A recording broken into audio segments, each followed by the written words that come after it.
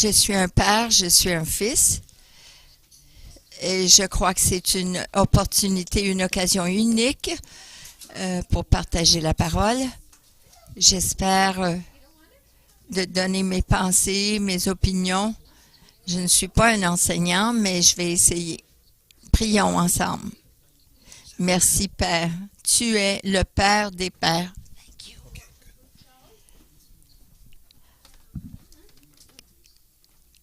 Que, Seigneur, on puisse prendre les choses de jour en jour, les choses qu'on vit comme père, comme mère et comme fils et filles. On sait que tu veux le meilleur pour nous, Seigneur. Alors, on prie au nom de Jésus. Alors, c'est une occasion unique. La journée des pères, ça concerne l'honneur, l'amour. Je sais, pour certains, c'est difficile. Il y en a certains de nous qui n'ont pas de père. Et lorsqu'on était petit, il est possible que notre père est déjà décédé. Mais j'aimerais mettre l'emphase sur notre Père céleste, notre mentor, celui qui nous donne l'amour inconditionnel, celui vers qui on peut se tourner n'importe quand. Et nous sommes libérés par cela, par ces douleurs, ces angoisses personnelles, parce qu'on a un Père qui nous aime. Ça ne veut pas dire qu'on a été coupé, mais on peut grandir, on peut devenir différemment de ce qu'on nous a donné. Je ne parle pas d'expérience, mais mon père est le meilleur des pères. Alors, j'aimerais qu'on commence. Tous les dons, les cadeaux du ciel viennent du ciel. Et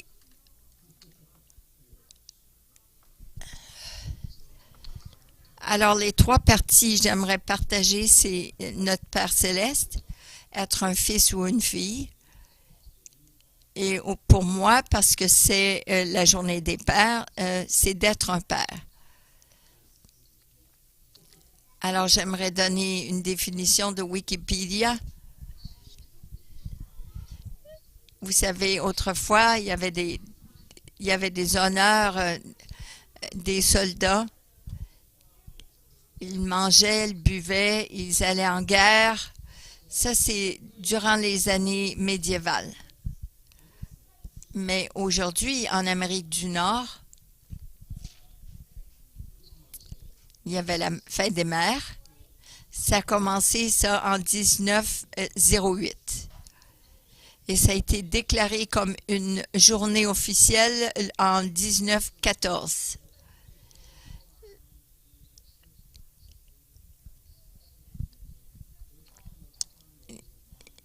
Il y avait une mine qui a tué 360 hommes parce que cette mine, elle s'est écroulée.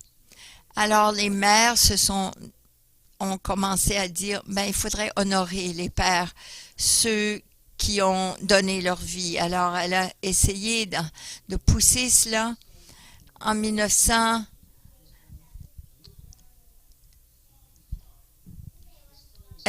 elle s'est débattue pour cela. Elle s'est battue pour souligner cette journée. Mais finalement, en 1966, président Johnson a déclaré que le 3e dimanche du mois de juin serait la fête des pères. Et on en a fait une journée nationale. Un congé national. Et la fête des mères aussi. Si vous regardez toutes ces fêtes, ils viennent d'un arrière-plan chrétien.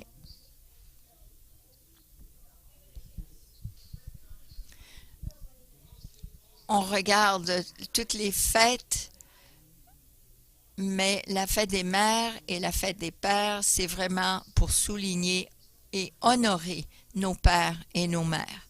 Et ce n'a pas été diminué ou affecté. C'est pour honorer notre mère et notre père.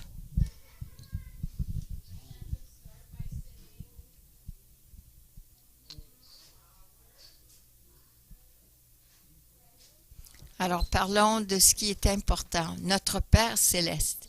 Genèse 1, 27. Dieu nous a créés en son image. Si notre Père céleste nous a créés dans son image, alors il y a beaucoup de passer de un à l'autre. Il y a ce qu'on doit regarder à Dieu comme Père. Il est vraiment le Père.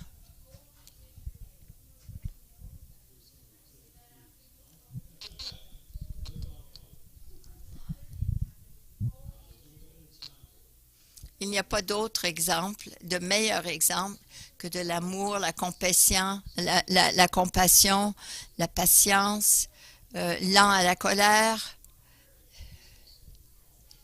Il est le Père aussi des orphelins, celui à qui on peut aller, vers qui on peut aller, parce qu'il est un encourageur, un Père et un enseignant. Et c'est très difficile, surtout dans notre génération.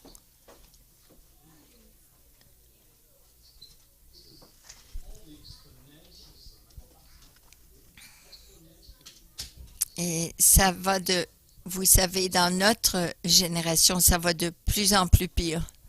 On a besoin des hommes et des pères de se lever et d'être appelés pour ce qu'ils doivent faire. Comme chrétiens, nous avons une relation avec notre Père. Et on s'attend de notre Père céleste. On prie, on fait la demande, on peut pratiquer cela beaucoup plus avant de se fâcher. Mais on devrait prier et encourager nos enfants et qui sont des pères dans ce monde. Parce que parfois, lorsqu'ils sont dans le trouble, ils ne savent pas quoi faire. Et là, ils regardent à leur expérience ou ils regardent intérieurement et ils répètent l'histoire. S'ils n'ont pas eu un père, alors ils répètent l'histoire.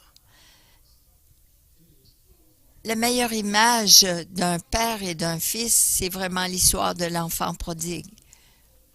C'est Jésus, le Fils du Père, qui partage ceci. Alors, on connaît tous l'histoire des deux fils qui travaillaient. Il y en a un qui a décidé de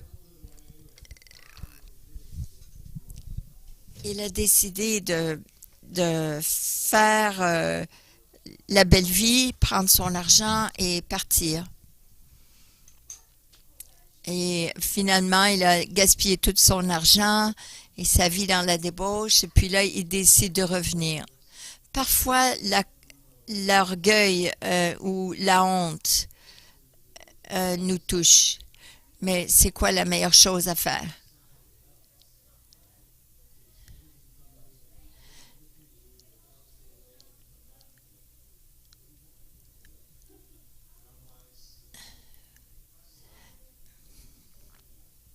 Alors le père, il le reprend. Il prépare une réception et il l'accepte. C'est vraiment une vraie histoire de la compassion du Père. On doit prendre cela comme un exemple.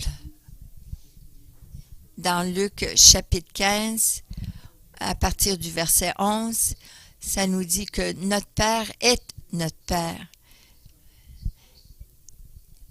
Il va chercher ceux qui sont perdus, même les fils qui sont perdus.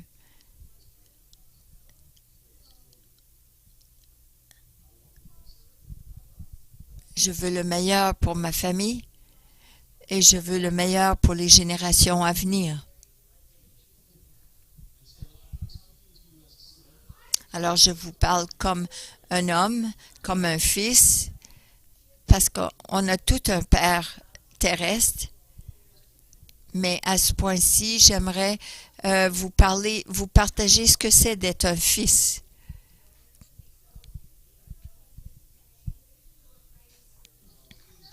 Et comme je faisais de la recherche, je pensais, qu'est-ce que c'est d'être un fils?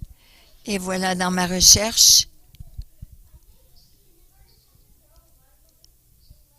Proverbe 7 nous dit, les enfants sont bénis.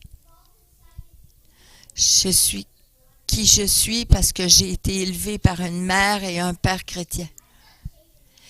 Et les choses qu'ils m'ont partagées, leurs habiletés, le cœur du Père, de Dieu, de Jésus, et comment on devrait travailler à tous les jours. Il y a eu, oui, des endroits où c'était plus rocailleux. On était une famille de 5. Je suis le plus vieux. J'ai une sœur plus jeune et un frère plus jeune. Et comme des enfants, on apprend à faire la vaisselle, faire des tâches.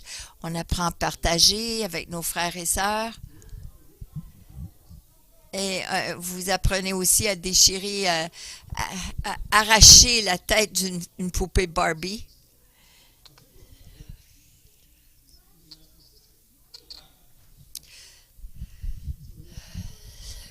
Oui, alors on apprend plein de choses en tant qu'enfant. Et on a causé pas mal de grabuge dans la famille. Mais la fermeté de mes parents, mais comme père, on a besoin d'être stable. On doit être lent à la colère et patient. Parce que c'est des petites gouttes dans un seau.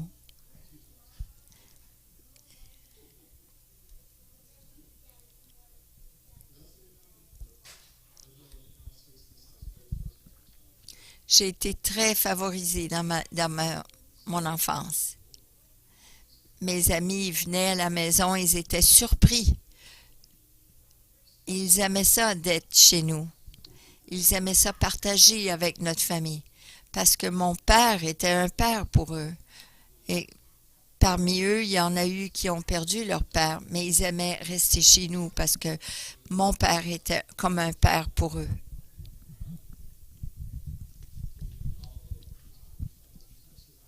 Alors, j'essaie d'appliquer le plus possible les principes que mon père m'a partagés. Et j'aimerais que ça... Et ça s'applique à tous les pères. On a besoin de comprendre. On a besoin de comprendre d'où notre Père terrestre il vient. Et ce qu'il vivait, ce qu'il a passé au travers. On a besoin de comprendre pourquoi ils ont fait certaines choses dans certaines situations et que avec l'aide de Dieu, on peut faire encore mieux. On sait parce qu'il nous donne ce qui est nécessaire pour vivre une vie correcte. Ça peut être difficile, mais ça peut être aussi facile. On a juste besoin de prendre le bœuf par les cornes et faire ce qui est nécessaire. Je sais que j'ai donné à mes parents des nuits blanches.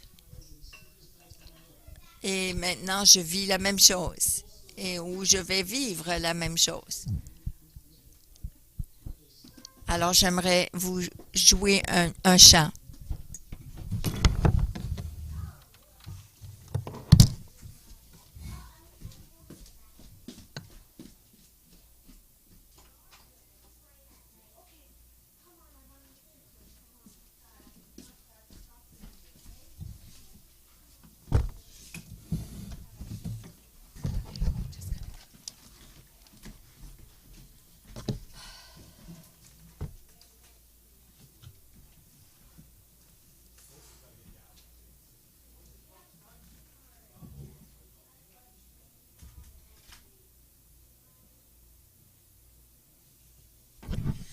Le titre de ce chant s'intitule n'importe quoi, mais comme moi. Quelque chose comme moi.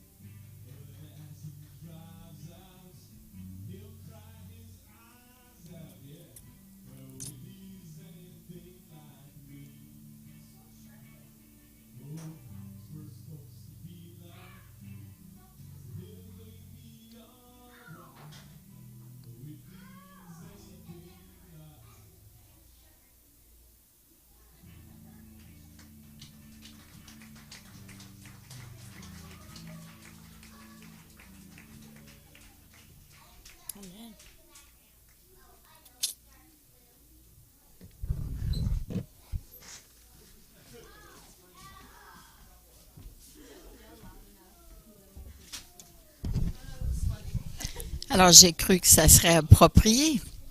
Combien de pères on a ici? Et combien d'entre vous sont des fils et des filles? Combien d'entre nous ont un père? On a tous un père.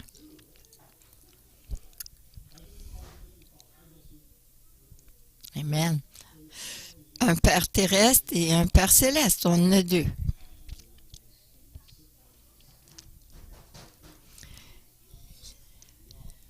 On a tous un père céleste.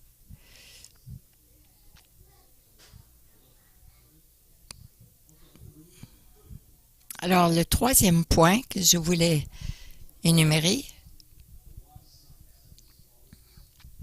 un fils sage écoute la discipline de son père.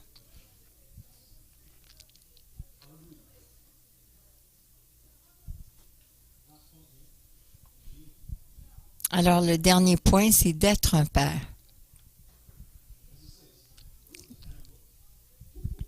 Et là, où est le manuel comment être un père? Pourquoi est-ce que les générations précédentes ne nous ont pas donné un manuel? Non, notre manuel, c'est la Bible. Si on a besoin d'être dirigé comme père, eh bien, on a le manuel de vie.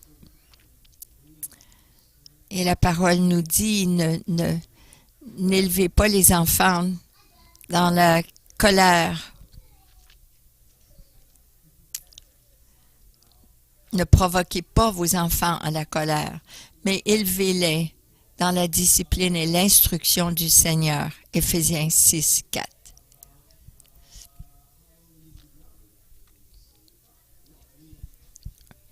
On n'a pas de manuel qui nous aide à les petites choses de tous les jours, mais on a la parole.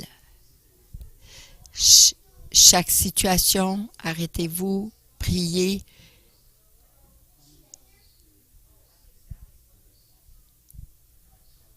De calmer son esprit. La frustration, la colère, ça n'aide pas. Mais la patience, oui. Et d'avoir la compassion, la compréhension.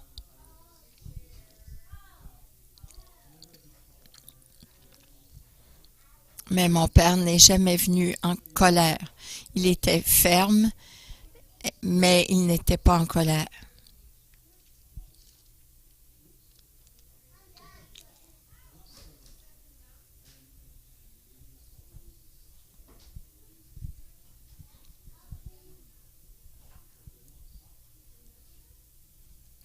Un homme n'est pas enseigné ce qu'il devrait être comme homme. Alors, on a besoin d'avoir des hommes, les hommes du futur, être les hommes que Dieu les appelle à être. On n'a pas toutes les réponses. Nous les hommes, on paraît tough.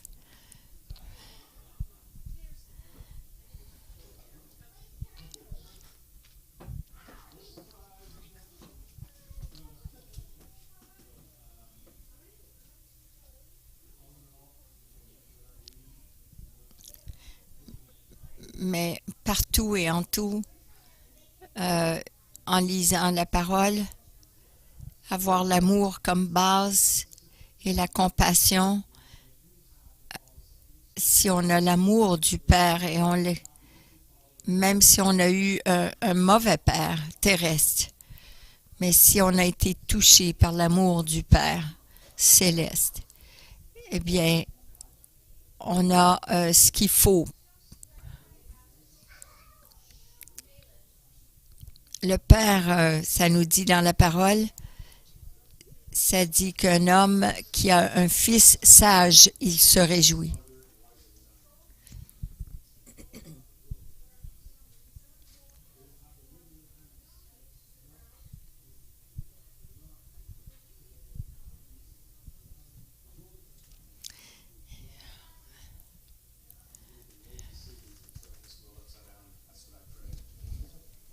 Ma prière, c'est que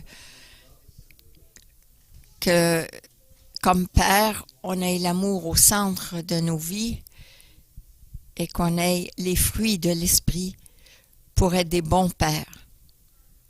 Prions. Seigneur Jésus, nous te demandons pour plus d'amour. Nous te demandons de nous libérer. Nous te demandons, Seigneur, que ces générations à venir soient notre offrande. Que nous puissions renouveler et recommencer avec ton amour comme la réponse. Nous voulons que ça continue dans nos vies et dans celles de nos enfants. Parce que nous avons besoin d'avoir des gens qui changent le monde. Amen.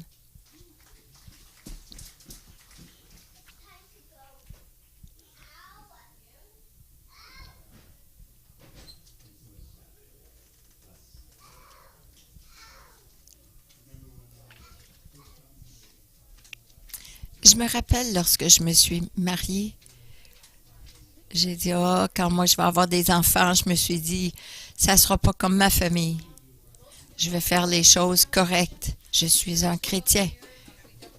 Puis là, le Seigneur nous a donné Christine. Et dans quelques jours, on s'est aperçu qu'on ne savait rien faire. On ne savait pas par où commencer. Alors, on a passé, Seigneur, si on gâche sa vie, cet enfant-là peut nous tourner sans du dessous. Qu'est-ce qu'on va faire? Puis là, on a eu un deuxième, troisième, quatrième. Mais un jour, le Seigneur, il m'a dit, pourquoi tu n'essayerais pas de traiter tes enfants comme moi je te traite? J'ai dit, mais c'est génial!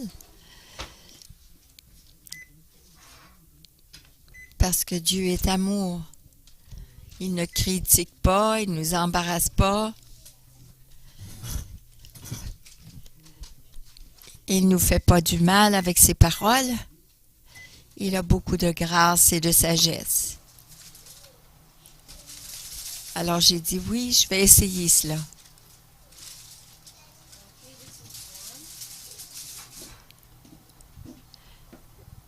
Merci Seigneur qu'on a un Père céleste qui nous aime, aimant, et qu'on traite nos enfants comme Dieu nous traite.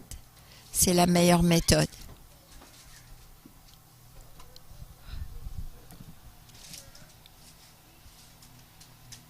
On doit démontrer l'amour du Père envers les autres. Et maintenant, on va autour du monde. Seigneur, scelle nos paroles, nos cœurs avec ton cœur. Aide-nous à être un Père, un bon Père comme le Père. Être des fils comme le Fils. Nous te remercions d'avoir envoyé ton Fils pour nous. Merci pour tout ce que tu as fait pour nous. Sachant que te servant chaque jour, Seigneur, va de mieux en mieux. Au nom de Jésus. Amen.